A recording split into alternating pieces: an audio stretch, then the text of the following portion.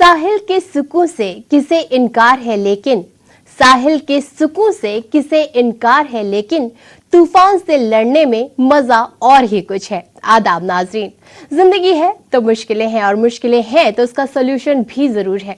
आपके मुस्तकबिल से जुड़ी हर मुश्किल के सोल्यूशन का नाम है हमारा प्रोग्राम हेलो करियर, जिसमें हमारी कोशिश होती है कि आपके करियर से जुड़ी मुश्किलों को आसान करने की, उन्हें सुलझाने की।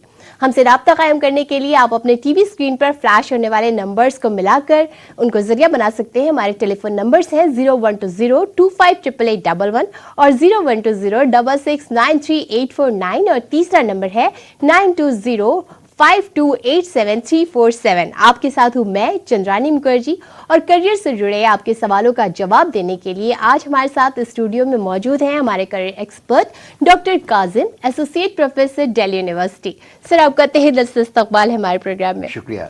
सर, रेलवे एक बहुत बड़ा इदारा है जिसमें बहुत सारे लोग जॉब करते हैं और बहुत सारे लोगों की ख्वाहिश होती है कि उनको रेलवे में जॉब मिले।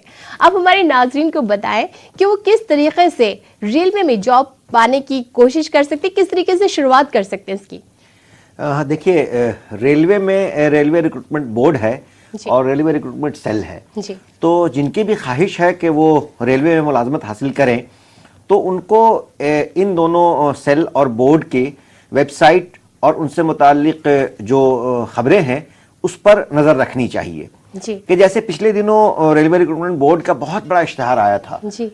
35,208 सीटें मतलब इश्तहार उसका आया था और जिसके रिटर्न एग्जाम जल्द ही होने वाले हैं, उनका एडमिट कार्ड भी इशू होने वाला है जी। और उसमें कमोबेश जिस तरह के भी नौकरियां हैं रेलवे में उसके इश्तहारात थे और वो 12वीं पास के लिए भी थे, ग्रेजुएशन लेवल के लिए भी थे और 10वीं पास के लिए भी है। यानी जो भी क्वालिफिकेशन उसमें आपके पास है उसमें हर तरह की नौकरी वहां मौजूद है। मसलन जैसे जूनियर क्लर्क कम टाइपिस्ट या अकाउंट क्लर्क कम टाइपिस्ट या junior time keeper, train clerk, traffic assistant, goods guard या फिर सीनियर क्लर्क कम टाइपिस्ट। उसी तरह से सीनियर और जूनियर आपकी क्वालिफिकेशन की मुनासबत से वहां नौकरियां हैं और उसके लिए आपको एक तहरीरी इम्तहान से गुजरना होता है, रिटन टेस्ट होता है और उस टेस्ट को क्वालिफाई करने के बाद आप रेलवे में नौकरी हासिल कर सकते हैं आपकी सलाहियत के मुताबिक, आपकी क्वालिफिकेशन के मुताबिक और वहाँ से फिर आप अपने कैरियर को, अपनी ज़िंदगी को बहुत अच्छे से शुरू कर सकते हैं जहाँ तरक्की के इम्कानात भी बहुत हैं। सर, आपसे माजरत चाहेंगे, आप बहुत अच्छी बात बता रहे हैं लेकिन हमारे साथ कश्मीर से एक कॉलर जुड़ चुके हैं। हेलो। हेलो जी, आप अपने सवाल पूछें। जी मैम, मेरे को पढ़ने में दिल ही नहीं लगता है। जी। देखिए, आप को पढ़ने में दिल नहीं लगता है तो किस चीज में दिल लगता है आपको बताएंगे? आप क्या करने का बहुत मन करता है आपको? जी शौक है पढ़ने का, पर मैं पढ़ नहीं पाता हूँ। नहीं तो क्या करने का मन करता है? अगर पढ़ने का मन नहीं कर रहा है तो क्या करने को जी चाहता है आपका? जी मैं गेम खेलता हूँ, मोबाइल चलाता हूँ। तो मोबाइल पर बहुत सारे ऐसे गेम हैं जो आपको पढ़ने की तरफ भी राग़िब कर सकते हैं, इल्म भी सिखा सकते हैं। आप मोबाइल पर गेम खेलने के बजाय आप उसके यूट्यूब पर जाकर के आप अपने जो भी शौक़ है आपका पढ़ने का वो देख सकते हैं। आप उसमें जो भी कोर्स आप कर रहे हैं, जो भी क्वालिफिकेशंस आपकी है उसकी मुनासबत से अगर आप मोबाइल में ही जी लगता है तो मोबाइल में गेम खेलने के बजाय आप वहाँ अपने पढ़ाई की चीज़ें देख सकते हैं। उसमें उसके बहुत सारे इल्मी गेम हैं वो खेल सकते हैं आप, बजाय उसके उस तरफ खेलने के।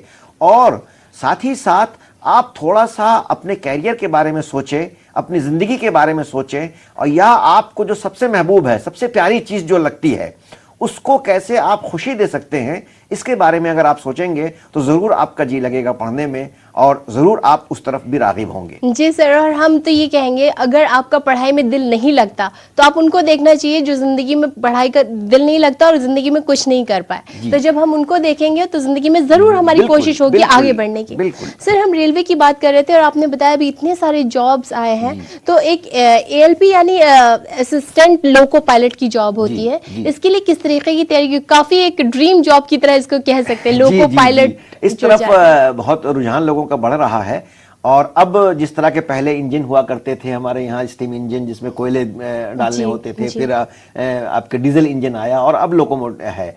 तो लोको में ड्राइविंग अब वो मेहनत के बजाय स्किल काम करती है वहाँ। और उस स्किल के लिए वहाँ उस ड्राइविंग के लिए आपको एक कम से कम क्वालिफिकेशन जो है वो उसकी है हाई स्कूल डिप्लोमा, जिसको GED कहते हैं, उसका में इनरोल होना चाहिए। और लोकोमोटिव इंजीनियर के ट्रेनिंग प्रोग्राम एक होता है, वहाँ उसके लिए आपको बेसिक जो रेलवे बोर्ड है वहाँ आपको इनरोल होना होगा, वहाँ अप्लाई करना होगा। और जब आप वहाँ अप्लाई करेंगे तो उसके तकरीबन 9 से 12 महीने की ट्रेनिंग होती है जी। और उस 9 से 12 महीने की ट्रेनिंग के बाद आपका एक इम्तिहान लिया जाएगा और उस इम्तिहान में अगर आप कामयाब होते हैं तो आप लोको ड्राइवर हो सकते हैं वहाँ जी। और हमारे साथ सर 2 कॉलर्स हैं, हम उनके सवाल सुन लेते हैं, आप फिर जवाब दीजिएगा उनका। हेलो हेलो हेलो जी, आप अपने सवाल पूछें। जी, कैरियर के बारे में कुछ जानकारी चाहें, कैसे कामयाब हो सकेंगे। आप अपना सवाल दोहराएंगे एक बार सर? जी, हम कैसे कामयाब हो जाएंगे अपने कैरियर में, कैसे कैरियर बनाएंगे। जी जरूर। आपने क्या किया हुआ है अभी तक पढ़ाई में? जी मैं मेडिकल असिस्टेंट कर रहा हूँ। जी। फार्मासिस्ट। फार्मेसी से कर रहे हैं आप? जी जी। तो आपने एक तरह से अपना कैरियर चुन लिया है और आप जो पढ़ाई कर रहे हैं कि फार्मासिस्ट बनना चाहते हैं आप, और आप उस तरफ अपने आप को देखें कि एक अच्छा फार्मासिस्ट बनने के लिए क्या करना होता है, यानी किस तरह की दवाइयों के जो सॉल्यूशंस होते हैं, दवाइयों को जो किस तरह से कौन सी दवा किस चीज़ के लिए काम करती है, या उसमें किस तरह से आप देख सकते हैं अच्छे फार्मासिस्ट की मिसाल आप देखें। चीज़ें हर चीज़ अवेलेबल है, अब आपके नेट पर अवेलेबल है, किताबों की शक्ल में अवेलेबल है, या आपके अपने इलाके में जो अच्छे फार्मासिस्ट हैं उनसे भी रब्ता कर सकते हैं आप। और आप ये बहुत अच्छा कैरियर है। इस तरफ आजकल जिस तरह से चीज़ें हो रही हैं, या हमारी सेहत का लोग ख्याल रख रहे हैं और अब ज़्यादातर लोग सेहत का ख्याल रख रहे हैं, तो वैसे में एक अच्छे फार्मासिस्ट की हमारे समाज को भी ज़रूरत है, हमारे मुल्क को भी ज़रूरत है। तो आपने एक तरह से कैरियर चुन लिया है, उस तरफ ज़रा आप फोकस करें। फोकस करेंगे तो एक बहुत अच्छे फार्मासिस्ट हो सकते हैं, और अच्छे फार्मासिस्ट अगर आप हैं तो ज़िंदगी में बहुत कामयाब होंगे आप। जी। और हमारे साथ एक और कॉलर है। Hello hello ji. Hello. My question is regarding my career. In the beginning, what I did, after completing my 12th, I just went for, I appeared as first private in the examination in my college, first year, second year, final year. I did it as appearing as a first candidate. Besides, I was doing my business, a small business that I had, I had just about a lakh from my family members. And later I joined back my education and I completed teaching English literature through IGNOU. Okay. And by the Almighty's grace, I am having, good hold over it. Unfortunately and fortunately, I got a job later. I went to have an interview and I got selected as a teacher in a school. That is a, well-reputed school. And unfortunately, I am getting just 10,300 rupees. Okay. I think that is not sufficient for me. And at the moment, I'm totally in dilemma. I don't understand what should I do. Should I go back to my business or should I continue this? And Okay. Sir ये बहुत ही उलझा हुआ इनका सवाल है। इन्होंने पढ़ाई छोड़ी, बिजनेस किया, फिर इनको जॉब मिल गई, टीचिंग बन गए, अब ये कंफ्यूज हैं कि करें क्या। देखिए, आप ये डिसाइड करें कि आपको क्या करने में अच्छा लगता है। अगर आपको बिजनेस करने में बहुत अच्छा लग रहा है, टीचिंग में जी नहीं लग रहा है, देखिए पैसे जो हैं वो आप मुझे ऐसा लगता है कि कॉन्ट्रैक्ट पर आप वहाँ टीचर हैं, परमानेंट टीचर नहीं है। तो आप देखें कि टीचर के लिए बहुत सारी वैकेंसीज आती हैं, और उन वैकेंसीज में अगर आपको टीचिंग में बहुत जी लगता है, टीचिंग करने का मन लगता है, पढ़ने में जी लगता है और बच्चों को पढ़ाने में जी लगता है, तो आप वहाँ बहुत सारी हर जगह वैकेंसीज आती हैं टीचर्स की, तो उन वैकेंसीज पर नज़र रखें और उस वैकेंसीज को अगर आप भरें तो परमानेंट नौकरी अगर आपको मिलेगी तो ये जो आप अभी बता रहे हैं कि 10,000 10,000 10,000 रुपये आपको मिल रहे हैं, तो वो ज़्यादा सैलरी मिलेगी। और कहते हैं कि जिस काम के करने में, गालिब ने कहा था, जिस शख्स को जिस शगल का ज़ौक़ हो और उसमें बेतकल्लुफ़ उम्र बसर करे, उसी का नाम ऐश है। तो पैसे से ऐश नहीं होता है, पैसे से खुशी नहीं मिलती है। अगर आपको किसी काम को करने में मजा आ रहा है, अच्छा लग रहा है, आप जॉब सेटिस्फेक्शन है, तो फिर वही ऐश है। अब आप तय करें कि आपको टीचिंग में मजा आ रहा है, तो इसको लेकर कैरियर को आगे बढ़ सकते हैं आप, और उसके टीचिंग एबिलिटी के लिए जो बीएड की जरूरत होती है, या अगर दिल्ली में है तो सीटेट की जरूरत होती है, उसको फुलफिल करें तो आप परमानेंट टीचर हो सकते हैं। आप टीचिंग को लेकर आगे बढ़ सकते हैं। अगर पढ़ने पढ़ाने में मजा नहीं आ रहा है, बिजनेस में मजा आ रहा है, तो आप अपने बिजनेस को लेकर आगे बढ़ सकते हैं, क्योंकि तिजारत कहा गया है कि वो आपका अपना है। आप जितना उसमें जी लगाएंगे, जितनी मेहनत करेंगे, उतनी तरक्की करेंगे आप। तो आप ये फैसला करें, आप ये देखें कि आपको ज्यादा मजा किस काम में आ रहा है, पढ़ाने में या बिजनेस में। सर हमारे पास कई दूर दूर से कॉलर्स आते हैं। अभी हमारे पास हैदराबाद से कॉल आई है। हेलो। हेलो, अस्सलाम वालेकुम। वालेकुम अस्सलाम जी, अपना सवाल पूछे। जी, मेरा अभी इंटरमीडिएट कंप्लीट होगा एमपीसी से जी। तो अभी आगे फ्यूचर इसमें मेडिकलिंग में जा सकते क्या? जी, अगर आपने साइंस से इंटरमीडिएट किया है और आपका बायोलॉजी था, तो आप जरूर मेडिकल में जा सकते हैं। मेडिकल के एग्जाम की तैयारी कीजिए और नीट एग्जाम आप पास कीजिए, उसका क्वालिफाई कीजिए, तो आपको मेडिकल में बिल्कुल जा सकते हैं। उसके साथ साथ बहुत से स्टेट एग्जाम हैं, जो स्टेट में मेडिकल कॉलेजेस हैं, वहां भी जा सकते हैं, और कुछ प्राइवेट कॉलेजेस हैं जहां से आप मेडिकल कर सकते हैं। तो आप मेडिकल की तैयारी बिल्कुल कर सकते हैं 12वीं के बाद, अगर आपने साइंस स्ट्रीम और बायोलॉजी के साथ पढ़ा है तो। जी सर, बहुत सारे कॉलर्स हमारे पास आते हैं और सबसे बड़ी जो दिक्कत होती है इनका विजन क्लियर नहीं होता। तो कौन सी क्लास में विजन क्लियर हो जाना चाहिए अगर आपको एक अच्छा सा मुस्तकबिल बनाना है अपना? देखिए, दरअसल स्कूल का ज़माना जो होता है वो खेलने कूदने का ज़माना होता है, लेकिन वहाँ अगर आप अपने कैरियर को अगर ज़रा भी सोचते हैं 9th-10th में आने के बाद, लेकिन अक्सर बच्चे कंफ्यूज होते हैं कि 8वीं तक तो समझ में नहीं आता है, लेकिन 9वीं 10वीं तक आने के बाद आपको ये तो समझ में आ ही जाना चाहिए कि आपको कौन से स्ट्रीम में जी लग रहा है पढ़ने में।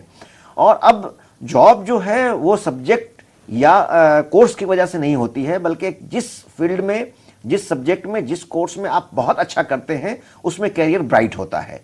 क्योंकि अब सब्जेक्ट से नौकरी नहीं मिलती है, बल्कि अब आपकी टैलेंट की बुनियाद पर नौकरी मिलती है। जो चीज़ ज़्यादा जानते हैं आप, वहाँ लोग पूछेंगे और वहाँ आपको नौकरी मिलेगी। तो 9वीं 10वीं के बाद कम से कम स्ट्रीम तो तय कर लेते हैं बच्चे कि मुझे आर्ट्स पढ़ना है, साइंस पढ़ना है, कॉमर्स पढ़ना है। और जब 9वीं 10वीं के बाद आप तय कर लेते हैं 10वीं के बाद, तो आप 12वीं में जाते हैं और अपना स्ट्रीम तय करते हैं कि हमने ह्यूमैनिटीज़ पढ़ना है, यानी आर्ट्स पढ़ना है, या कॉमर्स पढ़ना है, या साइंस पढ़ना है। हाँ, 11वीं 12वीं के बाद भी बहुत से लोग स्विच ऑफ होते हैं, क्योंकि वहाँ दिलचस्पी बदल जाती है, और कई बच्चे ऐसा करते हैं, तो वो करने में भी बुराई नहीं है।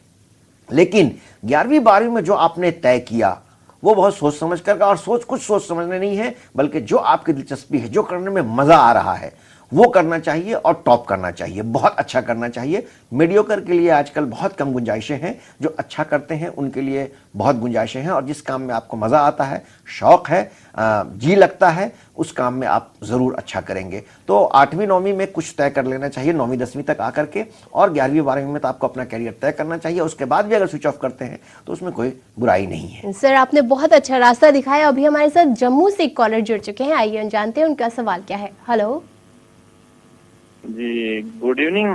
गुड इवनिंग जी, अपना सवाल पूछे। जी मैम, मेरा यही सवाल था कि कुछ नंबर चाह रहा था। जी, इनका सवाल हम तक नहीं पहुंच पाया और इनका फ़ोन शायद कट गया।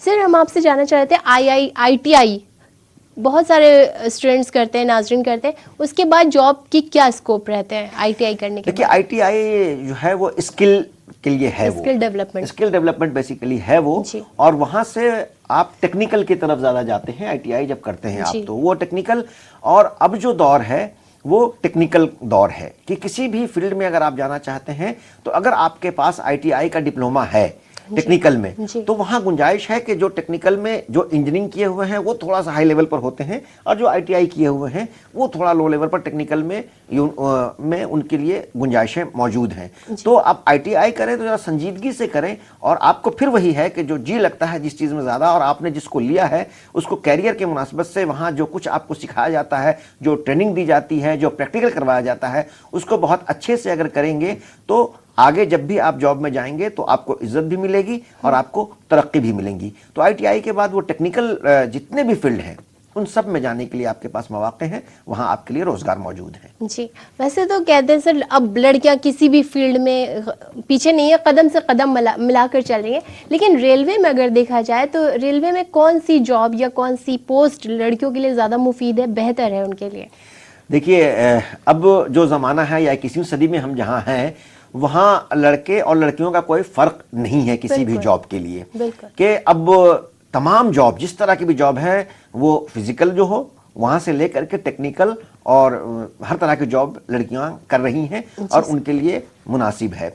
ये और बात है कि अब देखिए, लोकोमोटिव ड्राइवर हैं लड़कियां, बहुत से ट्रेन चला रही हैं, यहाँ दिल्ली में मेट्रो चला रही हैं, बसेस चला रही हैं, और अब तो हमारे पास जो टैक्सी है वो भी विमेन ड्राइवर के साथ मौजूद है आपके सामने। तो पहले ये कहते थे कि टैक्सी सिर्फ लड़के चलाएंगे, तो अब कोई भी ऐसा फील्ड नहीं है, कोई भी ऐसा जॉब नहीं है जो लड़कियां नहीं कर सकती हैं। उनके पास जहन भी है, उनके पास ताकत भी है, उनके पास स्किल भी है।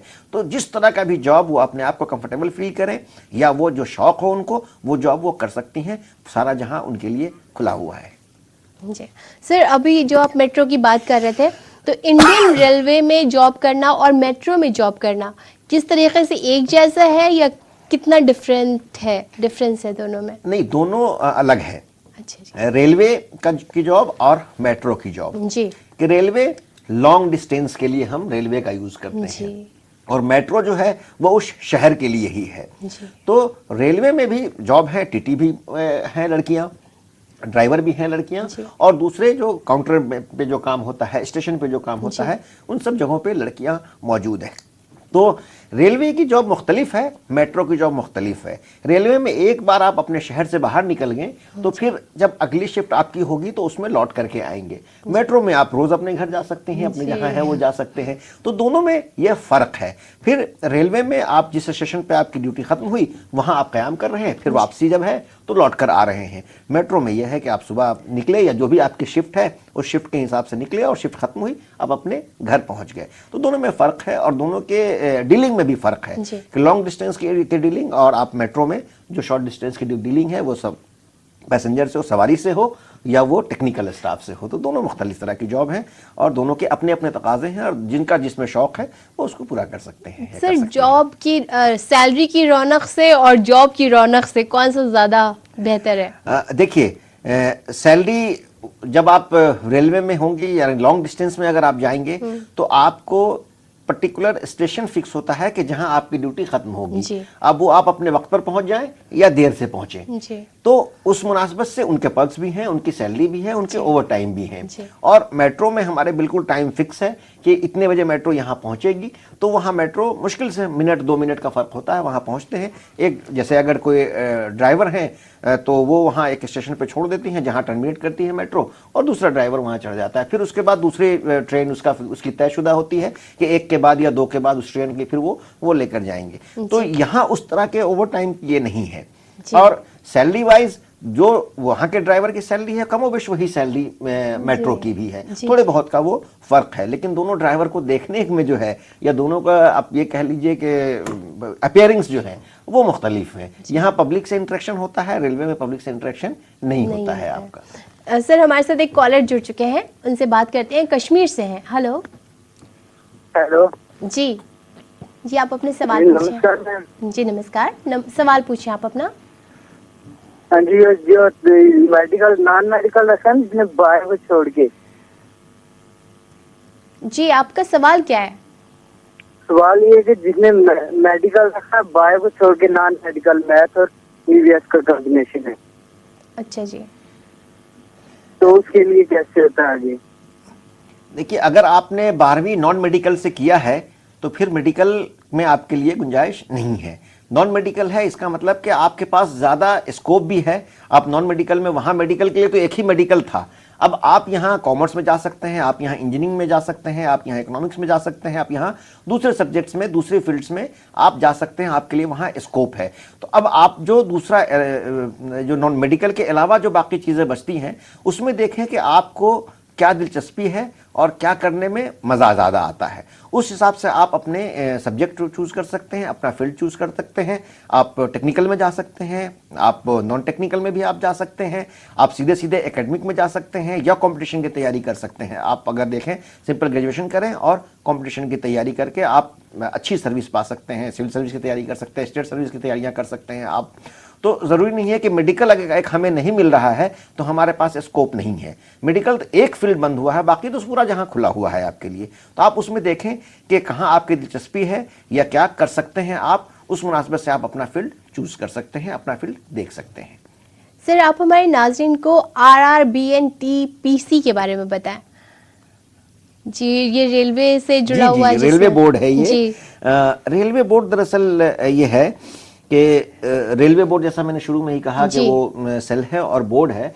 तो वो बोर्ड रेलवे के हर तरह के रिक्रूटमेंट का काम करता है और नीचे से लेकर के ऊपर तक, सिर्फ आप सिविल सर्विस को अगर छोड़ दें कि सिविल सर्विस से जो लोग रेलवे में जाते हैं, IRS की जो सर्विस है, उसके अलावा बाकी जो भी सर्विसेज हैं वो उसके थ्रू ही वहाँ जाते हैं। तो वहाँ से आप इसको देख सकते हैं और वहाँ रिक्रूटमेंट का एक बड़ा ये है और या वहाँ प्रमोशन वगैरह भी वो देखती है। जी सर, रेलवे में नौकरी पाने वालों के लिए पोस्ट ABCD मुख्तलिफ उसमें बटा हुआ है ग्रुप्स में। तो किस तरीके के जॉब के लिए, किस तरह के पोस्ट के लिए कौन से एग्ज़ाम देना पड़ता है? ABCD जो पोस्ट है उनमें। हाँ, उसमें देखिए जो पोस्टें हैं आपकी क्वालिफिकेशन की मुनासबत से पोस्टें हैं, मखसूस हैं कि 8वीं क्लास अगर पास आप हैं तो इस पोस्ट के लिए आप एलिजिबल हैं, 10वीं है तो इस पोस्ट के लिए है, 12वीं है तो इस पोस्ट के लिए है और ग्रेजुएट है तो आप इस पोस्ट के लिए है। जैसे मैंने शुरू में बताया कि जूनियर क्लर्क हैं कि अगर आप होना चाहते हैं तो वो 12वीं पास उसके लिए चाहिए, सीनियर क्लर्क होना चाहते हैं या स्टेशन मास्टर होना चाहते हैं तो उसके लिए ग्रेजुएशन चाहिए। तो उस तरह से क्वालिफिकेशन की मुनासबत से आपकी पोस्ट होती है, आपकी सैलरी होती है, आपकी पोजीशन होती है। तो और उसमें प्रमोशन की भी स्कीम होती है। कभी कभी उसमें इंटरनल एग्जाम दे करके भी आपका प्रमोशन होता है।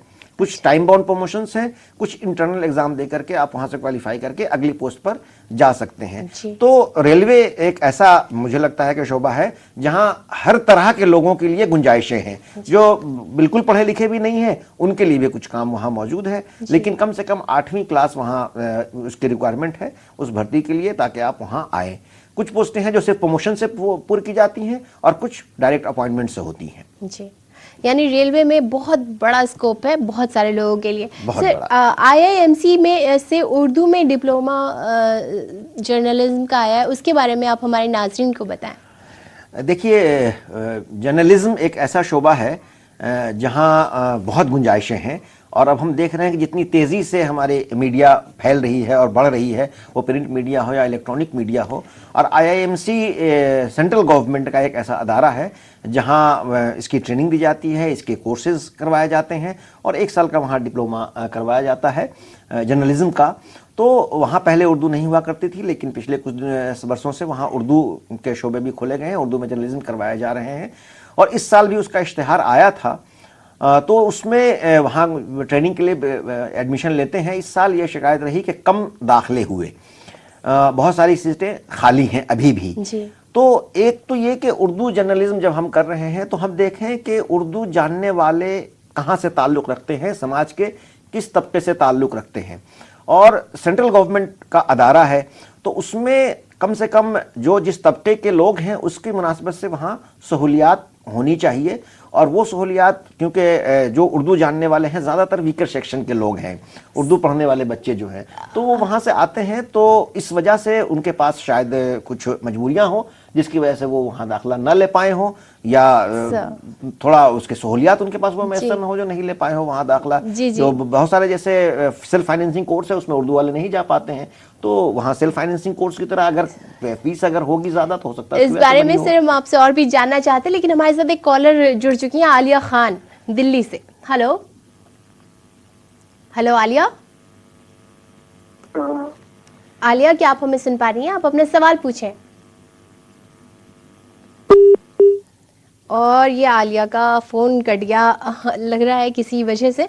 सर, हम ये जानना चाहते हैं, मास कॉम में जो इंटरेस्ट रखते हैं या जो जानना चाहते हैं, उनको लगता है कि एंकर या रिपोर्टर ही बना जा सकता है, क्या इसके अलावा भी जॉब के स्कोप्स हैं मास कॉम में? क्या है? मास कॉम इतना बड़ा एरिया है जिसमें ये एंकर एक उसका गोशा है, एक शोबा है। और इससे पहले के बहुत सारे शोबे हैं कि जिसमें रिपोर्टिंग है, न्यूज़ मेकिंग है, फोटोग्राफी है, राइटिंग्स हैं, स्क्रिप्ट है, पोस्ट प्रोडक्शन भी है, प्री प्रोडक्शंस हैं। तो बहुत टेक्निकल नॉन टेक्निकल दोनों तरह की चीज़ें इसमें है।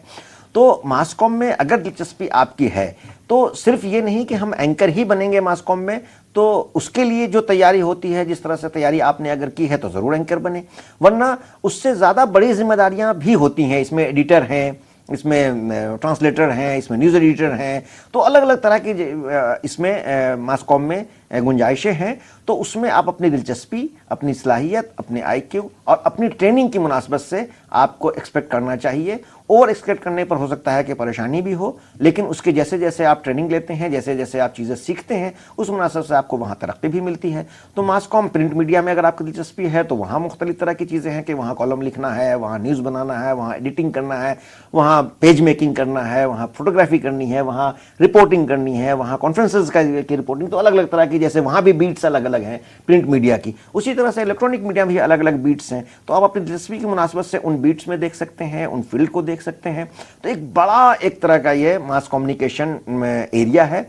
उसमें आपके लिए, हर शख्स के लिए, हर तरह की दिलचस्पी रखने वालों के लिए जगह मौजूद है। तो आप उस तरह से वहाँ उसका इंतखाब कर सकते हैं। कभी अंदर जाने के बाद हो सकता है आपकी दिलचस्पी बदल जाए, कभी बाहर से ही आप अच्छी ट्रेनिंग लेकर वहाँ जा सकते हैं। सर, आपकी बातें इतनी लाजमी चल रही है कि लग रहा है कि वक्त काश और इजाज़त देता तो हम अपने प्रोग्राम को और आगे ले जा सकते। सर, आपका बहुत बहुत शुक्रिया कि आपने अपना कीमती वक्त हमें दिया, और नाज़रीन आपका भी बहुत शुक्रिया कि आपने हमारा साथ दिया, हमारे साथ बने रहे। इस तरह आगे भी हम आपके साथ जुड़े रहेंगे। फ़िलहाल के लिए हमें इजाज़त दीजिए। खुदा हाफिज़।